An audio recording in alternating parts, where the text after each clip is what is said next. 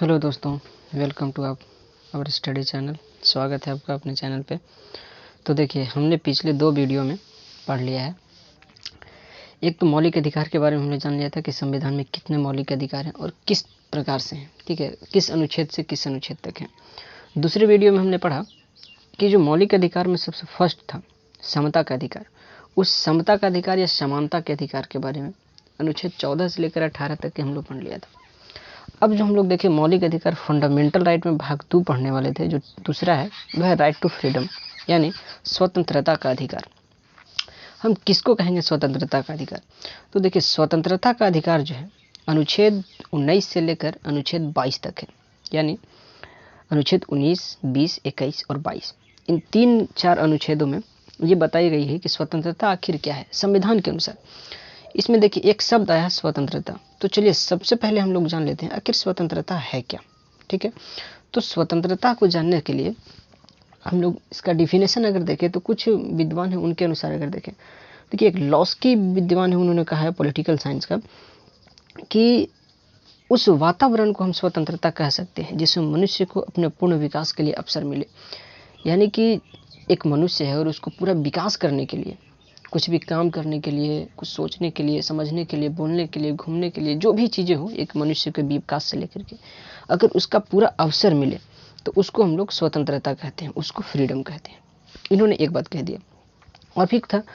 तो हम इस बात को अगर सिंपली में समझे तो यही है कि एक व्यक्ति को वह सभी काम करने की छूट हो जो वह करने में सक्षम है, ठीक है, जो उसके व्यक्तिगत विकास है ना, पर्सनैलिटी डेवलपमेंट को उसका आवश्यक हो, ठीक है।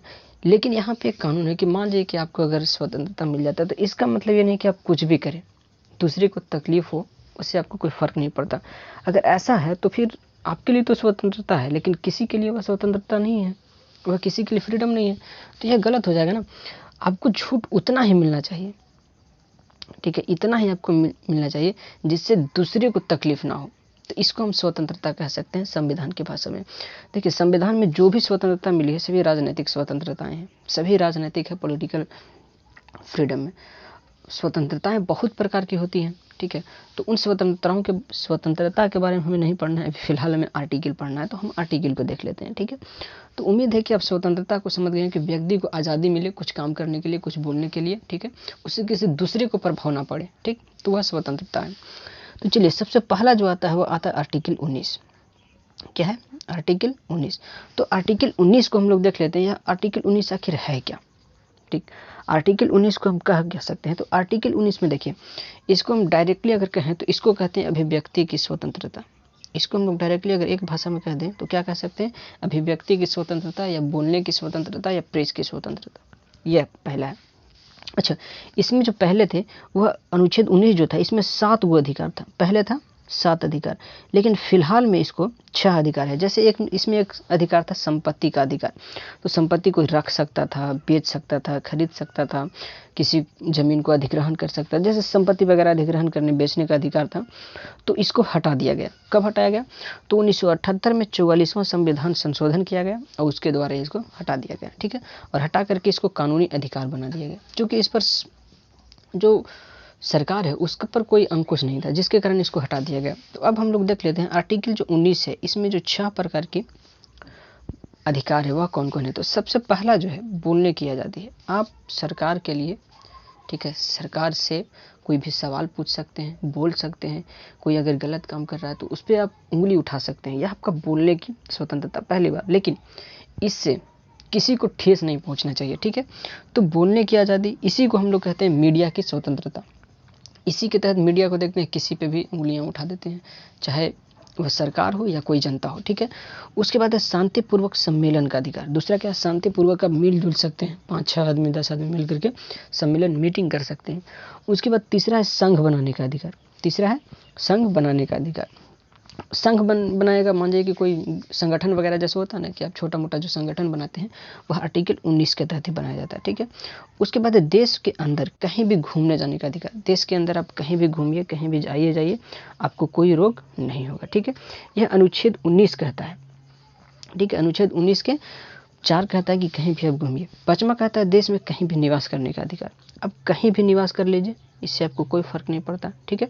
हाँ, कुछ जैसे जो क्षेत्र होते हैं, जैसे जनजातीय क्षेत्र होते हैं, कुछ विशेष जो क्षेत्र होते हैं, वहाँ आपको बसने के लिए मना किया जाता है, क्योंकि उनका जो अपना कल्चर है तो उसको आप डिस्टर्बिंग ना कर दें, इसलिए मना ही रहता है, ठीक। उसके बाद देश में कहीं भी व्यवसाय का अधिकार, आप किसी भी बिजनेस को देश में कहीं भी कर सकते हैं, आपको कोई रोक टोक नहीं है। यह 6 अधिकार देता है आर्टिकल 19। तो इसको अगर हम लोग को आप कहिए कि याद कैसे होगा, तो चलिए हम सबसे पहले इसको याद कर लेते हैं, ठीक है। देखिए यहाँ पे आप फोटो में देखिएगा, आपको अगर बीच बाजार में खड़ा कर दिया जाए, ठीक है, समझिएगा, और वहाँ पे आपको बोलना है, ठीक, तब सबसे पहले क्या कीजिए, कोई अच्छा सा भाषण दीजिएगा, ठीक है। तो आपको सबसे पहले क्या मिल जाएगा, बोलने का अधिकार मिल जाएगा, ठीक है। अब जब भाषण दीजिएगा तो लोगों को अच्छा लगेगा, लोग समझेंगे, तो आपके पास में आएंगे और कहेंगे कि बहुत अच्छा तुम बोलते हो, तो आपके साथ में मीटिंग हो जाएगा एक। तो दूसरा क्या हो जाएगा, मीटिंग करने का अधिकार, 10 15 20 आदमी मिल करके मीटिंग कीजिएगा भाषण दे करके, ठीक है। अब मीटिंग हो जाएगा तो आपको लगा कि नहीं, हम लोग को सोच जो है, हम लोग का सोच एक है। तो जब सोच एक रहेगा तो आप कहिएगा कि चलिए ना हम लोग एक ग्रुप बना लेते हैं, ठीक है। आप लोग क्या क्या सोचिएगा कि चलिए ना हम लोग एक ग्रुप बना लेते हैं। तो तीसरा संघ बना लीजिएगा, समझते रहें कि पहले बोलिएगा, फिर लोग आके आपके साथ रहेंगे, तो क्या होगा, सभा होगा, फिर उसके बाद संघ बना लीजिएगा। अब संघ बना लीजिएगा तब होगा ना कि देखिए, संघ एक ही जगह से बनने से नहीं होगा, अब इसको हम लोग फैलाते हैं देश के अंदर, अपने राज्य के अंदर, अपने क्षेत्र के अंदर। तो आप कहीं भी घूमने के लिए अब चल जाइएगा सब लोग मिल करके कि चलिए घूम करके आते हैं। तो फिर आपके क्या हो जाएगा, चौथा घूमने का अधिकार हो जाएगा देश के अंदर। ये सब कई कोई भी जगह है वहाँ घूमिए। अब मान जाइए कि आप लोग जो है ताजमहल देखने चल गए, लाल किला देखने चल गए, गोवा चले गए, दमन दीव चले गए, ये जगह आपको अच्छा लग गया, ठीक है। और उसमें से कुछ लोग के लगा कि देखिए हम यहीं पे रह जाते हैं, ठीक है, और यहीं पे रह करके आपकी संस्था को हम चलाते हैं, ठीक है। तो वहाँ पे आपको बसने का अधिकार हो गया, तो बस भी सकते हैं आप वहाँ पे। उसके बाद अगर बस जाइएगा तो ऐसा तो नहीं आपका घर द्वार तो दूसरी जगह पे है, तो वहाँ पे आपको कोई बिजनेस चाहिए ना, तो आपको बिजनेस करने का अधिकार दे देगा वहाँ पे, ठीक है। किसी के साथ में भी बिजनेस कोई भी कर सकते हैं, कोई रोक टोक नहीं है, ठीक है। सरकारी मान्यताओं को अधिकार। अब देखिए यह अधिकार आपको तब मिलेगा जब ये काम आप कर रहे हैं तो इससे किसी दूसरे व्यक्ति के दिल पर ठेस नहीं पहुंच रहा है, तभी आपको अधिकार मिलेगा। जब देश में आपातकाल लगता है, ठीक है, तो यह बंद कर दिया जाएगा, यह सभी अधिकार छीन जाते हैं। जैसे आपने 1975 में देखा, जब राष्ट्रपति प्रधानमंत्री इंदिरा गांधी लगाई, उसके बाद जब राष्ट्रपति शासन लगता है, ठीक है, तब भी यह छीन जाता है। ये दो अधिक चीज़ों में छीन सकती है आपका अधिकार। या देश में वैसी कोई युद्ध चल रही हो, ठीक है, उस वक्त इसमें से कुछ अधिकार आपकी समाप्त हो जा सकती है, क्योंकि आप किसी दूसरे के बारे में बयानबाजी न कर दें, इसके लिए आपको बंद कर दी जाती है, ठीक है। उसके बाद अब हम लोग देखते हैं आर्टिकल 20, ठीक है, क्या देखते हैं, तो आर्टिकल 20 क्या है। आर्टिकल 20 के बारे में हम लोग देख लेते हैं कि आर्टिकल 20 क्या है। तो चलिए, आर्टिकल 20 जो कहता है किसी अपराध के लिए दोष सिद्धि के संबंध में संरक्षण। मान लीजिए कि कोई अपराध आप किए तो उसका दोष सिद्धि, आप दोषी हैं कि नहीं हैं, इसके लिए आपको संरक्षण प्राप्त है। आप हैं कि नहीं उसके लिए। तो व्यक्ति को दोषी कब होता है, आप अगर मान जाइए कि आप कहीं पे कुछ कांड कर दिए तो आप तब तक दोषी नहीं हैं जब तक आपको अदालत ये ना कह दे कि आप दोषी हो, जब तक सबूत के आधार पर, ठीक है। जैसे देखते हैं ना, किसी केस को सबूत के लिए कम से कम 10 साल 20 साल लग जाता है, तब पता चलता है कि वो व्यक्ति दोषी था दोषी नहीं था। तो इसी आर्टिकल के तहत ऐसा कभी कभी होता है। व्यक्ति को अपराध के लिए तब तक दोषी नहीं माना जाएगा जब तक उसने किसी विधि का अतिक्रमण नहीं किया है, किसी कानून को नहीं तोड़ा है, ठीक है। कानून को जब तक नहीं तोड़ेगा तब तक वह दोषी नहीं माना जाएगा। अच्छा, इसके तहत 3 व्यवस्था है। सबसे पहला है, किसी व्यक्ति को अपराध के लिए एक ही बार सजा दिया जा सकता है। जैसे मान लीजिए कि आपने किसी का सर फोड़ दिया, ठीक, कोई नेता है, उसका आपने सर फोड़ दिया। जब आपने सर फोड़ दिया तो ऐसा तो नहीं है अब वह नेता आप पर केस कर दिया तो सर फोड़ने की जुर्म मान जाइए कि आपको 6 महीने का जेल हो गया, ठीक है। अब 6 महीने के बाद बाहर निकलेंगे तो ऐसा नहीं है कि वह नेता फिर आपसे मिले, कहे कि यही मेरा सर फोड़ा था, इसको फिर से 6 महीने की सजा दे दो, तो ऐसा आपको नहीं मिल सकता है, ठीक है। यानी आर्टिकल 20 के तहत कहता है कि आपको अगर एक बार अगर सजा मिल गया है किसी चीज़ के लिए तो उसी चीज़ के लिए आपको दोबारा सजा नहीं मिल सकता है, यह आर्टिकल 20 कहता है। इसी के लिए एक मूवी होगा अंधा कानून, आप देखिएगा, उसमें आपको पता चलेगा, अमिताभ बच्चन की मूवी है, बहुत अच्छी है, आर्टिकल 20 पे ही बनी हुई है, ठीक है। उसके बाद देखिए, आपको जो अपराध के लिए जो सजा दिया जाएगा वह वही सजा दिया जाएगा जो उस समय रहेगा, ठीक है। अपराध के समय जो कानून है उसी के तहत सजा दिया जाएगा, ठीक। जैसे मान लीजिए कि बिहार में कोई व्यक्ति अगर किसी को पीटता है तो उसके लिए अगर 6 महीना का सजा सुनाया गया है, तो ऐसा नहीं कि दिल्ली में उसके लिए उसको 10 साल की सजा सुनाया जाएगा, उसको भी वही सज़ा, क्योंकि अभी फ़िलहाल में वह कह सकता है कि अगर बिहार में इतना साल इतना महीना का दिया गया तो हमें इतना ज़्यादा क्यों दिया जाएगा। हाँ, कुछ ऐसा हो सकता है कि उसकी जो स्थितियाँ हैं, ठीक है, वह जो अपराध किया है उसके लिए उसकी सज़ाओं को कम बेसी किया जा सकता है। उसका रिकॉर्ड कैसा है उसके अनुसार उसका सज़ाओं को कम बेसी किया जा सकता है, लेकिन उसी समय के तहत सज़ा दिया जा सकता है। तीसरा जो है सबसे इम्पोर्टेंट, कि अगर कोई व्यक्ति है तो उसको अपनी गवाही के लिए मजबूर नहीं किया जा सकता है, ठीक है। जैसे होता है ना कि कबूल करवाता है कि तुम यह कबूल कर लो कि तुमने यह जुर्म किया है, एकदम ज़रूरी। तो यह ऐसा नहीं कर सकता आर्टिकल 20 के तहत, ठीक है। कोई भी व्यक्ति, हम चाहें तो गवाही दें, चाहे तो गवाही नहीं दे, ठीक है। तो इसके लिए यह आर्टिकल 20 था, ठीक। अब आर्टिकल 20 को आप समझ गए हैं, उसके बाद हम लोग आगे देखते हैं। आर्टिकल 21 कहता है प्राण एवं दैहिक स्वतंत्रता का अधिकार। क्या है? प्राण एवं दैहिक स्वतंत्रता का अधिकार। प्राण एवं दैहिक स्वतंत्रता का मतलब क्या होता है, आप समझ रहे होंगे। प्राण एवं दैहिक स्वतंत्रता का मतलब कि कोई भी व्यक्ति जो है उसका जिंदगी अनमोल है, ठीक है। वह अपने से ज़िंदगी को ख़त्म नहीं कर सकता है, इसका भी अधिकार है। जैसे कोई व्यक्ति मान जाइए कि अगर सुसाइड करना चाहता है तो यह गलत है, कानून के नज़र में यह गलत है, वह सुसाइड भी नहीं कर सकता, ठीक। उसका अपनी ज़िंदगी पर अधिकार नहीं है कि वह ज़िंदगी को क्यों मारेगा। तो प्राण एवं दैहिक स्वतंत्रता का अधिकार हम किस तरीके से, तो चलिए इसमें हम लोग देखते हैं। देखिए इसमें सबसे कहता है किसी व्यक्ति को उसके प्राण या दैहिक स्वतंत्रता से संबंधित संविधान द्वारा स्थापित प्रक्रिया के अनुसार ही वंचित किया जाएगा। मान जाइए कि, है ना, हमने भी कहा कि आप अपने से आत्महत्या भी नहीं कर सकते हैं, क्योंकि यह भी एक जुर्म है, ठीक। तो आप नहीं कर सकते, वह विधि के अनुसार जो नियम है उसी के तहत होगा, ठीक है। तो यह था प्राण एवं दैहिक स्वतंत्रता। अच्छा, प्राण एवं दैहिक स्वतंत्रता में ही एक चीज़ दिया गया कि 6 से 14 वर्ष के जो बच्चा है, ठीक है, उसको निःशुल्क एवं अनिवार्य शिक्षा का अधिकार है। 21 के 1 आप लोग देखिएगा क्या है, तो 6 से 14 वर्ष के बच्चों को निःशुल्क एवं अनिवार्य शिक्षा का अधिकार है। इसको 86वां संविधान संशोधन 2002 में इसको जोड़ दिया गया, ठीक है। 86वां संविधान संशोधन 2002 के द्वारा इसको जोड़ा गया, ठीक। अच्छा, पहले संविधान के जो भाग 4 था, इसी से थोड़ा सा हम लोग लगा हुआ देख लेते हैं 21 के टिक्का से ही। पहले जो संविधान के भाग 4 है उसमें अभी अब हमने कल एक कोर्स डाला था, उसमें देखिएगा 45 अनुच्छेद में कहता है कि 14 वर्ष के जो बच्चा है उसको निःशुल्क शिक्षा और अनिवार्य है, ठीक है। यह है कि वह उसका निःशुल्क शिक्षा है और यह अनिवार्य है। लेकिन यह जो व्यवस्था था यह राज्य के नीति निर्देशक तत्व में था। किसका था? राज्य के नीति निर्देशक तत्व में था। और राज्य के नीति निर्देशक तत्व का मतलब कि देश का यह फर्ज है, पूरे देश का यह फर्ज है, सरकार का यह फर्ज है कि 14 वर्ष के बच्चों के लिए यह व्यवस्था करे शिक्षा का। तो यह देश का फर्ज है। इस पर जो कोर्ट है, जो सुप्रीम कोर्ट है, यह नहीं कुछ बोल सकता था, क्योंकि देश का काम है तो वह बोलेगा। लेकिन जब इसको कानूनी अधिकार बना दिया जाएगा तो इस पर सभी लोग बोलेंगे, राइट इसको बना दिया जाएगा तो इस पर सभी लोग बोलेंगे कि अधिकार है अब हमको दो। इस पर सरकार का मतलब था, तो सरकार बहाने बना देती थी, तो अब नहीं बना सकती है, ठीक है। तो यह किसके तहत, अनुच्छेद 45 में क्या है, तो 14 वर्ष से नीचे के बच्चों को शिक्षा अनिवार्य था, ठीक है। उसके बाद देखिए मौलिक कर्तव्य, आप सुनिएगा, उसी वक्त मौलिक कर्तव्य 51 के क में भी जोड़ा गया, जिससे सरकार पर यह बोझ बना दिया गया कि आपको शिक्षा देना जरूरी है, ठीक है। मौलिक अधिकार में जोड़ दिया गया कि शिक्षा मेरे लिए जरूरी है, आवाज़ हम उठाएं। तो गार्जियन का भी फर्ज बनता था, उस पर भी गार्जियन पर भी लग दिया गया कि प्रत्येक नागरिक का यह कर्तव्य होगा कि अपना बच्चा को 6 से 14 वर्ष के अगर बच्चा है तो उसको शिक्षा उपलब्ध करवाए। अगर नहीं उपलब्ध करवाता है तो उस पर भी कानूनी क्रियाक्रम हो सकता है, ठीक है। तो इस प्रकार से अनुच्छेद 21 था, ठीक है। अच्छा, सुप्रीम कोर्ट में एक देखिएगा मेनका मामला है, ठीक है। सुप्रीम कोर्ट में एक मेनका मामला था, ठीक है। इसमें देखिएगा कि सुप्रीम कोर्ट मेनका मामला में लगभग 34 अधिकारों को जोड़ा गया, ठीक है।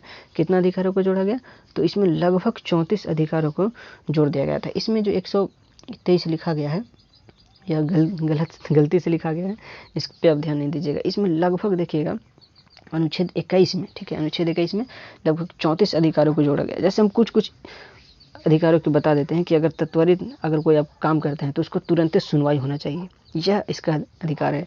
हथकड़ी लगाने के विरुद्ध अधिकार है, आपको पुलिस हथकड़ी नहीं आपका मन है तो हथकड़ी लगवाइए, नहीं तो नहीं लगवाइए, यह आपका अधिकार 21 में ही है, ठीक है। आपके मान जाइए कि घर पे कहीं पे डीजे बज रहा है तो आप उस पर केस कर दे सकते हैं कि हमको ये सब सोर्स शेयर जरूरी नहीं है। सूचना का अधिकार आपको आरटीआई इसी के तहत आता है, सुनवाई का अधिकार इसी के तहत आता है। ऐसे बहुत से अधिकार है। अगर मान लीजिए कि देर से फांसी हो जाता है तो उसका अधिकार है। विदेशी यात्रा करने में अगर आपको दिक्कत होता है तो आप कीजिए कि मेरा ऐसा क्यों हो रहा है, ठीक है। ये निजता का अधिकार हमेशा पूछते रहता है कि निजता का अधिकार निम्न में से किस अनुच्छेद में है, तो निजता का अधिकार जो है आर्टिकल 21 में ही है, ठीक है।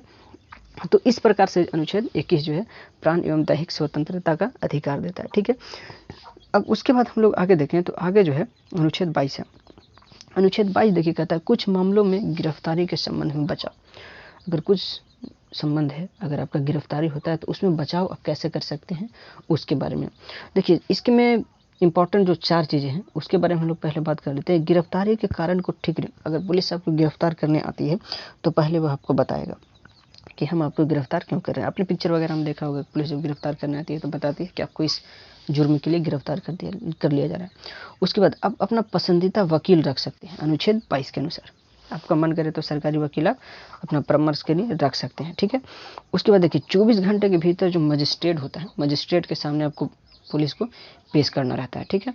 अगर आप 24 घंटा के अंदर मजिस्ट्रेट को ऐसा आपके बताए जाने से, आपके वकील जब बोलेगा, आपके सबूत देगा, उसके अनुसार अगर मजिस्ट्रेट को लगता है कि यह दोषी नहीं है तो आपको छोड़ दिया जाएगा 24 घंटा के अंदर। अगर दोषी पाया जाएगा तो आपको कोर्ट में पेश किया जाएगा। आप लोग देखते होंगे कि ज़्यादातर जो पुलिस गिरफ्तार करती है वो सैटरडे को गिरफ्तार करती है, क्योंकि संडे को बंद रहता है तो संडे को उसका पिटाई चलता है और उससे जो भी नियम कानून रहता है वह उगलवा लिया जाता है, ठीक है। अब देखिए हिरासत जो लिया जाता है ना, पुलिस जो गिरफ्तार करती है इसमें वह गिरफ्तारी 2 तरीका से होता है, ठीक है। हिरासत 2 तरीका से होता है, एक दंड विषयक हिरासत होता है, एक निवारक हिरासत होता है, ठीक है। तो दंड विषयक हिरासत किसको कहेंगे हम? देखिए दंड विषयक हिरासत उसको कहते हैं जो व्यक्ति अपराध को स्वीकार कर लिया है, ठीक है, अपराध को स्वीकार कर लिया है और उसको अदालत में दोषी ठहराया जा चुका है, तो उसको हम दंड विषयक कहते हैं। उसके बाद देखिए आता है निवारक। तो निवारक हम किसको कहेंगे? निवारक उसको कहेंगे जब किसी व्यक्ति को गिरफ्तार करते हैं, ठीक है, अपराध किया है और उसको हम गिरफ्तार करते हैं, ठीक। तो ये तो हिरासत हो जाता है, ये दंड विषयक है। लेकिन निवारक क्या होगा कि किसी व्यक्ति को कभी कभी आशंका पर गिरफ्तार कर लिया जाता है कि साक्ष्य हमको उसके ऊपर कि ऐसा काम करेगा, तो उसको कुछ दिनों के लिए गिरफ्तार कर लिया जाता है, उस पर कुछ सुनवाई चलता है।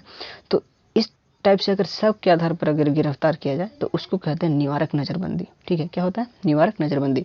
अच्छा, इसमें जो आपको गिरफ्तार करके रखा जाएगा यह आपसे को 3 महीना से ज़्यादा नहीं रखा जा सकता है, ठीक है। यह पूछता है कि निवारक नज़रबंदी में व्यक्तियों को कितने माह तक अधिकतम रखी जा सकती है, तो यह 3 महीने तक, 3 महीने से ज़्यादा आपको नहीं रख सकती है, ठीक। अच्छा, इसका दुरुपयोग भी बहुत ज़्यादा होता है।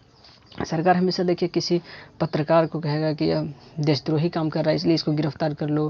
कभी अभी किसान आंदोलन में आपको बहुत से ऐसे देखने को मिले होंगे कि इस टाइप से जो नज़रबंदी किया जा रहा था, इसी के तहत अनुच्छेद 22 के तहत ही गिरफ्तार किया जाता है। जब करंट पढ़िएगा ना तो आपको ये सभी चीज़ें समझ में आती रहेंगी, ठीक है। उसके बाद हम लोग कुछ क्वेश्चन देख लेते हैं जो हमेशा एग्जाम में पूछे गए हैं। ये सभी जो एग्जाम है वो यूपीएससी के क्वेश्चन हैं और पीसीएस के क्वेश्चन हैं। कहता है भारतीय संविधान की निर्मित की गई अनुसूचियों में कौन सी एक राज्य के नामों की सूची तथा उसके राज्य क्षेत्रों का ब्यौरा देती है? वह कौन सी अनुसूची है जो राज्य के नाम के बारे में बताता है और उसका राज्य क्षेत्र के बारे में बताता है? पहली अनुसूची, दूसरी अनुसूची, तीसरी अनुसूची या चौथी अनुसूची? कौन देता है? तो हमने पिछली वीडियो में आपको बताया कि पहली अनुसूची जो है वह राज्य के राज्य क्षेत्र तथा उसका नाम के बारे में बताता है, या पहली अनुसूची, ठीक है। तो पहली अनुसूची इसका आंसर हो जाएगा कि देश में टोटल 28 राज्य और 8 केंद्र शासित प्रदेश हैं। उसके बाद अगर दूसरा क्वेश्चन हम लोग देखें, कहता है भारत के संविधान में निम्नलिखित में से कौन सी एक अनुसूची में दल बदल विरोधी कानून है? दल बदल याद रखिएगा कि 10 पर बस, पहली अनुसूची, 5वीं अनुसूची, 8वीं अनुसूची या 10वीं अनुसूची? तो इसका आंसर हो जाएगा 10वीं अनुसूची। 10वीं अनुसूची में दल बदल पर रोक लगा दिया गया है। यह 1985 के करीब लाया गया था राजीव गांधी के समय में, ठीक है। उसके बाद अगर हम लोग अगला क्वेश्चन देखें तो अगला क्वेश्चन कहता है भारत के संविधान के किस अनुसूची में विभिन्न राज्यों में अनुसूचित क्षेत्रों के प्रशासन और नियंत्रण के बारे में विशेष उपबंध है? इसमें देखिएगा, याद रखिएगा, विभिन्न राज्य, अलग अलग राज्यों में, तीसरी अनुसूची, 5वीं अनुसूची, 7वीं अनुसूची या 9वीं अनुसूची? तो याद रखिएगा कि तीसरी अनुसूची जो है, ठीक है, तीसरी में जो है वह शपथ के बारे में है, 5वीं जो है SC ST के बारे में है, 7वीं में सूची है संघ सूची, राज्य सूची और संवर्ती सूची, 9वीं में भूमि अधिग्रहण है। तो SC ST से संबंधित कौन है? तो 5वीं अनुसूची, ठीक है। 6ठी में भी SC ST से संबंधित है, लेकिन 4 राज्य में, असम, त्रिपुरा और मेघालय में सिर्फ। उसके बाद देखिए निम्नलिखित में से कौन भारत के संविधान का अभिरक्षक है? भारत का संविधान का रक्षक किसको कहा जाता है? कस्टेडियन। तो यहाँ पे ध्यान रखिएगा, राष्ट्रपति, प्रधानमंत्री, लोकसभा का सचिवालय या उच्चतम न्यायालय। अब इसमें से आपका इसका उत्तर कौन होगा, आप हमें कमेंट्स बॉक्स में ज़रूर बताइए। ठीक है, इसका उत्तर हम आप पे छोड़ रहे हैं। ठीक है, इसका उत्तर जो है अगले वीडियो में आपको ज़रूर बता देंगे। अभी फिलहाल में आप पता कीजिएगा कि इसका उत्तर कौन होगा। हम हिंट्स दे रहे हैं 2, राष्ट्रपति या उच्चतम न्यायालय। ठीक है, यह जो क्वेश्चन है 2013 का क्वेश्चन है। ठीक है, 2013 का यूपीएससी का क्वेश्चन है। फिर मिलेंगे आपको ऐसे ही अगले वीडियो में। ठीक है, तो तब तक के लिए धन्यवाद। अगर वीडियो आपको पसंद आ रही है तो अपने दोस्तों के साथ में शेयर करें। ठीक है, वीडियो को लाइक ज़रूर कर दें।